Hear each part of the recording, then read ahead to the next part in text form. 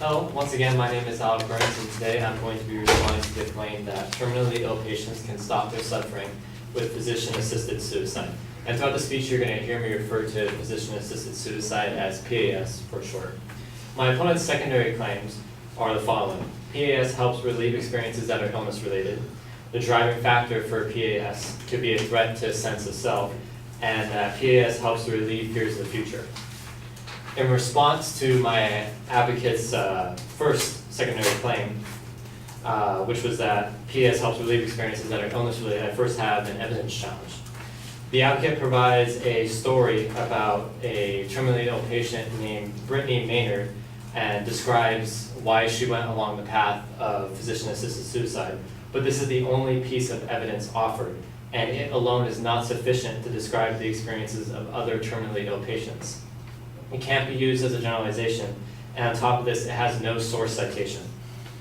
Also, I have a counterclaim for this position, and it is that PAS relieves experiences that are illness-related, but not in a way that would truly end suffering.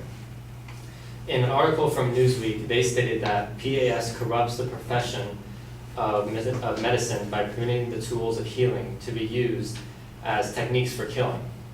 From the same perspective, they also claim that it distorts the doctor-patient relationship because it reduces patients' trust of doctors and doctors' undivided commitment to the life and health of the patients. Additionally, Marilyn Golden, a senior policy analyst for the Disability Rights Education Defense Fund, expressed concerns that PAS is a cheaper alternative for insurance companies, which may lead to them not wanting to cover the cost of expensive curative treatments. Overall, PAS will distort the world of medicine and health insurance to the point that less emphasis will be placed on the process of healing and treatment. In response to the advocate's secondary claim, which is that the driving factor for PAS could be a threat to sense of self, I also have an evidence challenge. She provides a story about another terminally ill patient named Christina Simmons. Once again, this is the only source of evidence offered. The experience of one patient cannot be used to generalize the experiences of other terminally ill patients. And I'm also going to argue that PAS is a threat to one's sense of self in general. A study conducted by the Huffington Post found that in states where PAS is legal, terminally ill patients are more likely to view themselves as burdens earlier on in the treatment process. So not only is it not preventing an identity crisis, but it's actually accelerating the process. And in another article from Newsweek, they stated that classifying a subgroup of people as legally eligible to be killed violates our nation's commitment to equality before the law, showing profound disrespect for and callousness to those who will be judged to have lives no longer worth living, not least the frail, elderly, the demented, and the disabled. I'm actually going to use this counterclaim as part of my response to the advocate's third claim, which is that PAS helps to relieve fears of the future. And the reason why I'm going to do so is because one of the most common fears terminally ill patients have is that they're going to lose their sense of identity, and along with that, devalue the worth of their life and potentially see themselves as burdens.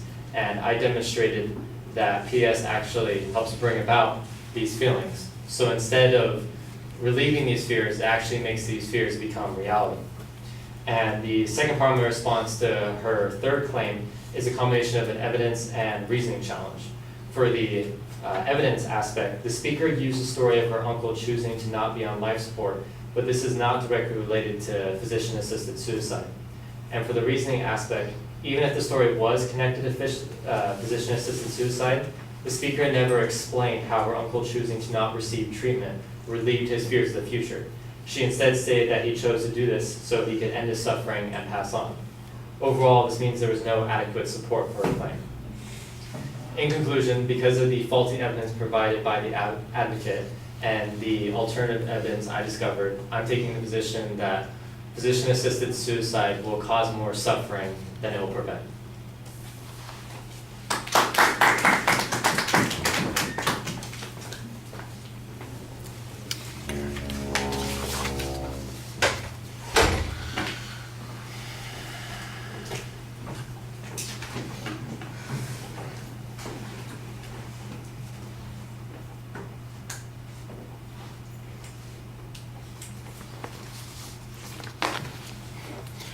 All right, the structural stuff is all good. On the first point, I do appreciate the notion that the single story is a little bit problematic.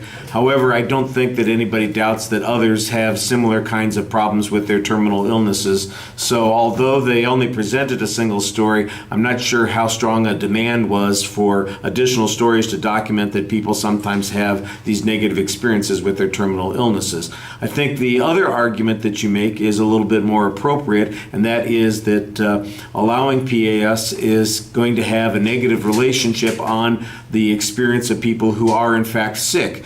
There's likely to be uncertainty about the doctor-patient relationship.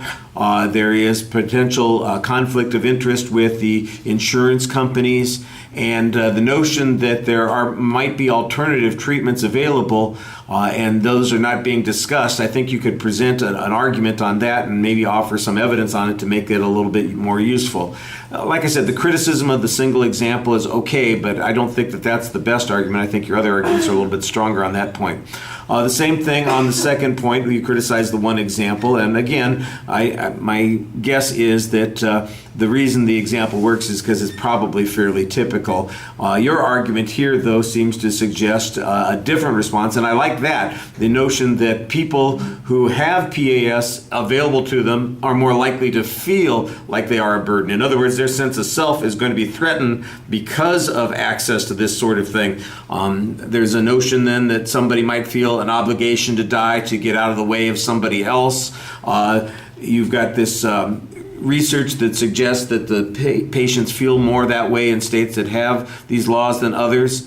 And you kind of slip in a value argument here that suggests it's a violation of the equality before the law issue. I do like the notion that everybody is supposed to be treated the same way. Your argument needs to be that people who have terminal illnesses and would be available for PAS would not be treated the same way. And I think you need a little bit more information on that, but I like the argument that you're making there. The application of that to the third point is also pretty reasonable, since it's fear of the future that's problematic. I do think that the advocate's personal example is a little problematic on this point. And once again, I think this is one of those places where the application of the argument that you had up above worked pretty well. But there might also be some arguments to suggest that these fears of the future might incentivize people to use physician-assisted suicide, as opposed to seeing that as a reasonable thing. We're back to that burden, obligation to die instead of choice of death. So you've got some pretty good arguments, and I thought it was effectively presented also. All right, thank you.